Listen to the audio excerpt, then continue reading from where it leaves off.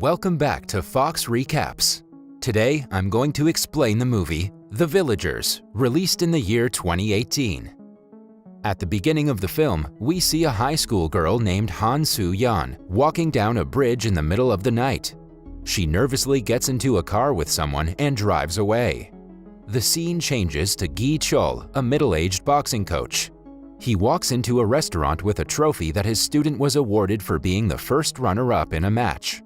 It turns out that he was supposed to win the competition, but a corrupt official made the opponent win for money. Gi Chol is short-tempered. He doesn't tolerate when people are unfair to his students. When the official tries arguing with him, he throws hands and knocks him out with a single punch. However, the man turns out to be the vice president of the Boxing Association, who has the authority to ban Gi Chol from coaching. Gi Chol's sister is furious because this isn't the first time he's been kicked out of an organization for fighting.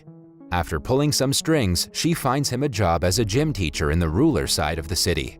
In the following scene, he's driving to the town when the car gets a flat tire. While waiting for a tow truck to arrive, he notices a missing poster on a notice board. The girl in the picture is the high school girl, Soo-yeon, who we saw at the beginning of the film.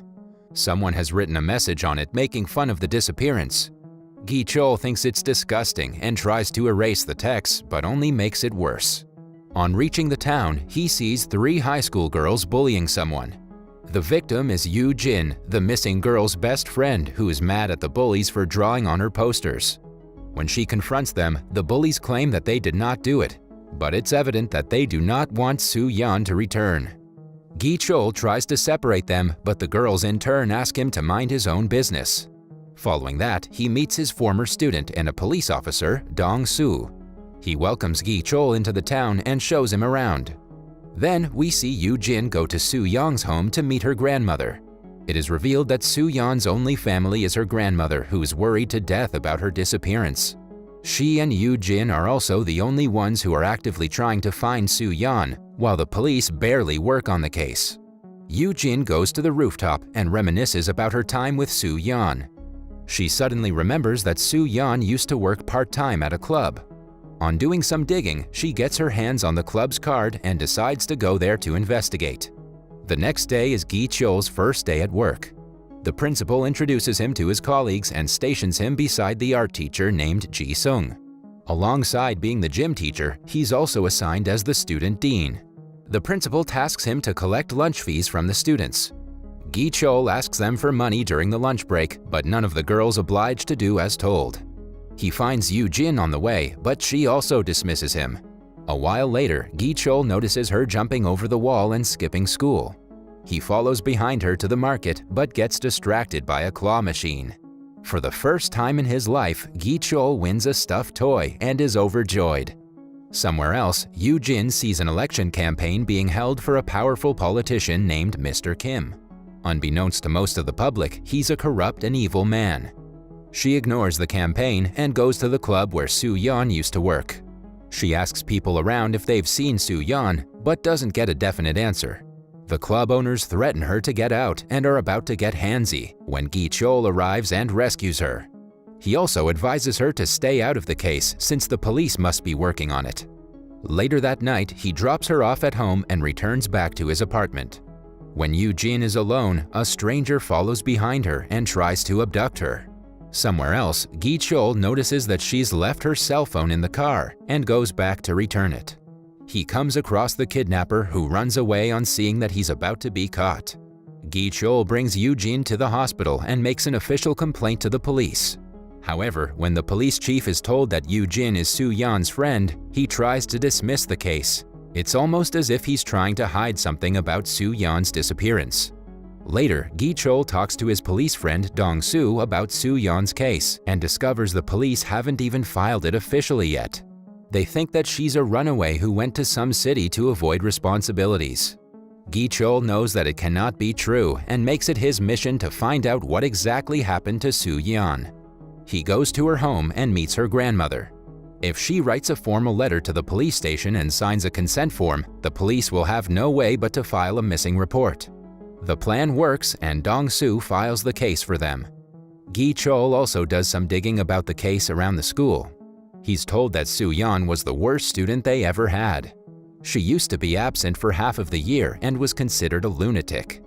The teacher suggests he stay out of her case for his own good. Yoo-jin hears them talk about her friend and is furious. She pulls Gi-chol aside, insisting that everyone is lying to him to hide the real cause of Soo-yeon's disappearance. Gi-chol doesn't know who's telling the truth. Before leaving, Yoo-jin asks him what he would have done if Soo-yeon was his daughter. The question clears his thinking, making him register that even if Soo-yeon is a runaway, she needs to be found. Following that, Gi-chol finds a bunch of girls smoking in the bathroom. He looks around for the packets of cigarettes, but instead finds a hidden camera in one of the stalls. He immediately goes to the principal to inform him of the situation. The principal doesn't give him a chance to talk and wants him to stay out of Soo-yeon's case. The comment makes Gi-chol not want to tell him about the camera. Hence, he brings it back and looks at its content himself. It turns out that the camera was set by the art teacher, Ji-sung, who happens to be stationed right by his desk. Gi-chol goes to call him out for being a pervert, but finds out that he's already left for home. Taking the opportunity, he goes through Ji-sung's laptop and is surprised to see text messages between him and Soo-yeon. The night she went missing, she had texted him to pick her up from the bridge. It is evident that he knows something about the case. Gi-chol immediately calls his police friend, but he doesn't pick up. Then he calls Yoo-jin and asks her where she is. She turns out to be in a car with Ji-sung, who offered to take her home. Gi-chol secretly tells her everything he found about Ji-sung and asks her to be careful. She cleverly makes Ji-sung tell her where they're going and texts the location to Gi-chol so he could find her easily. Then she notices that Ji-sung's keyring looks similar to the one Soo-yeon used to own. She asks him about her but is knocked out with a punch. When she opens her eyes, she's on his bedroom floor, tied and gagged. She sees that Ji-sung has Soo-yeon's phone in a cupboard.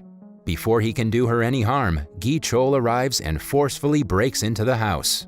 Ji-sung tries to stop him but is unsuccessful against the former national boxing champion. He is punched to the floor and tied. He begs Gi-chol to not report him because his career would be over. But Gi-chol doesn't care. He asks the pervert about Soo-yeon, but he claims to know nothing about her disappearance. According to him, Soo-yeon called him to pick her up from the club that night. He was driving her home when she got a call from someone else and asked to be left at the gas pump. She said someone else was coming to get her, so Ji-sung drove home without thinking much of it. A few minutes later, he felt uncomfortable leaving a girl alone at night, but when he returned to get her, she was already missing. He found her phone on the road and kept it. Other than that, he claims to know nothing. Soon, Ji-sung is thrown in jail for his misbehavior, but the police chief still refuses to believe that Soo-yeon was kidnapped. Even when Gi-chol insists they should work on the case harder, he dismisses the conversation. After Gi-chol leaves, we see the chief calling someone and asking them to be careful. This proves that there is someone else involved in the kidnapping, and the chief is helping them. At school, the principal calls Gi-chol to his office and fires him for taking too much interest in Soo-yeon's case. It is clear to Gi-chol that everyone in the town is trying to hide what happened to her. Before he can think of the next move, his police friend Dong-soo calls him to a location immediately. On arriving, Gi-chol sees Soo-yeon's dead body being escorted into an ambulance. Yoo-jin breaks down crying at the death of her dearest friend.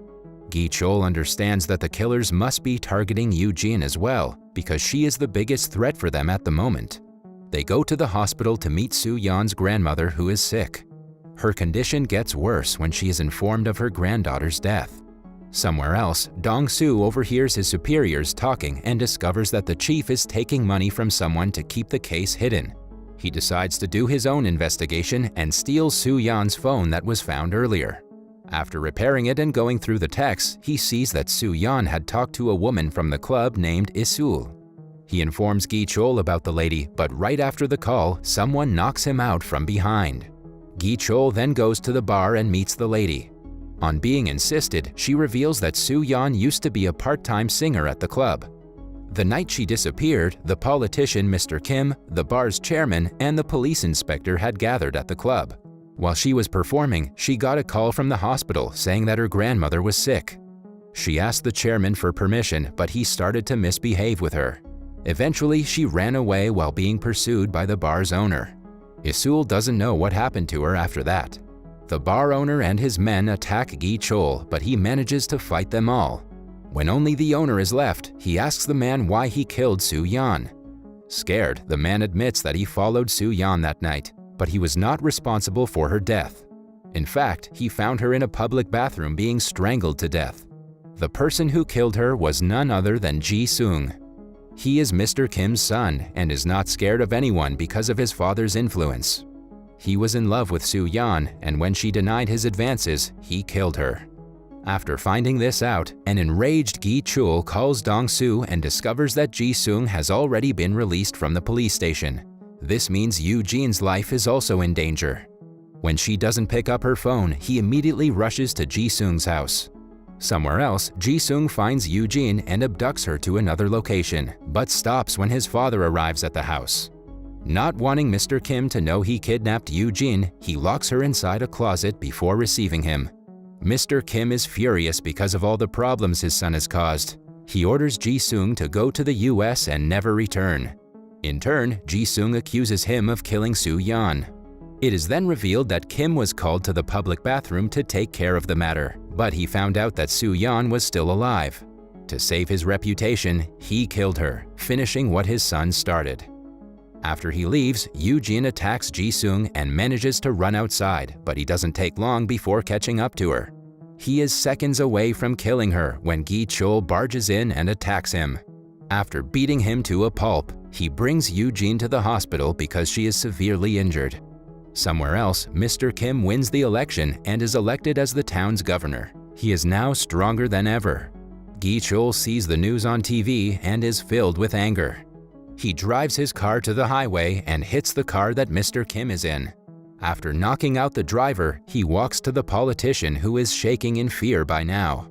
He tries to intimidate Gi Chul, asking him if he knows who he is, but Gi Chul could not care less about his status.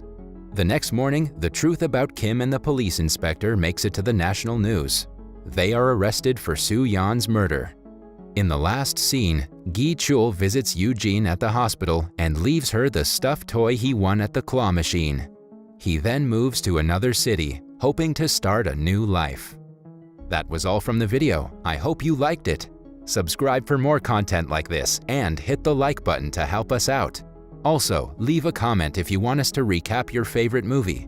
Until next time, take care.